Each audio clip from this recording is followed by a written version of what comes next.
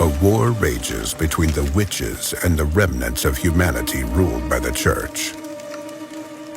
In a distant territory controlled by one of the witches, papal scouts have discovered a wreckage of a ship that had been lost for several centuries. It carried a valuable artifact, one that could alter the course of the conflict. To recover it, the Vatican has dispatched one of its best witch hunters. Only he can face the witch by means of his powerful magic. Hunters like him are called prayers, and the substance running through his veins that gives him arcane powers is known as witchfire.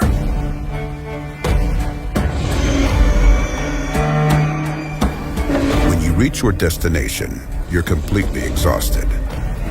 There's very little witchfire left in your blood. One of the first things you must do is replenish your powers. The fastest way to do it is to fight the witch's minions, ghouls and wraiths. Once they're dead, the witchfire they were made of will be yours. However, this won't be an easy prey. The world of witchfire is a place where everything is trying to kill you. Monsters prowl the area, treasure chests turn out to be deadly traps, and lethal contraptions stay hidden from view. If you waste bullets, ignore your stamina, and take your opponents for granted, you will die. And this can happen in a myriad more ways. Getting killed means that you lose all your loot, although it's possible to recover it, and the monsters you've eliminated come back from the dead. What's even worse, once the witch senses the powerful intruder who hasn't died so far, she will start throwing deadly curses at you, called the calamities. These can raise the dead from their graves, or conjure a fog to unleash a hunt for your soul. She will stop at nothing to drive you out of her realm. And if this doesn't work and you still brazenly cling to life, amassing more power and a greater arsenal, then the witch will dispatch new types of minions and set traps the likes of which you have not seen. The world will change, adapting to your progress. This means more witchfire to collect, but also more challenges to conquer. You find refuge in an old hermitage, enveloped in a fog that hides you from the witch's sight. From here, you will venture into her domain, trying to find the villain's lair. An enchanted mirror allows you to receive amazing inventions from the Vatican's gunsmiths. Here, you can also transform the witchfire collected along the way into skills that become more and more powerful. This transformation does more than simply make you stronger. You also gain understanding of how magic works. Without this knowledge, many places remain inaccessible, and many magical objects are nothing more than a piece of paper with strange scribblings or a simple shard of iron. Let's examine this weapon, made for the prayer in the Vatican workshop. If you're unable to see through its esoteric shroud, it looks like a regular rifle. The more witchfire courses through your veins, the more secrets reveal themselves to you. For instance, it turns out that the aforementioned rifle can hit several enemies with a single shot.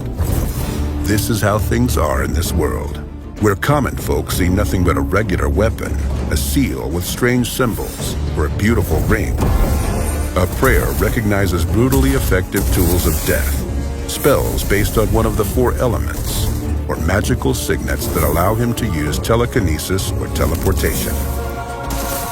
The prayer's task is simple: kill the witch and recover the artifact she stole.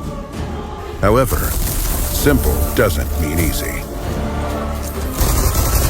Luckily for you, the prayer has more tools at his disposal than superhuman powers or a magical arsenal.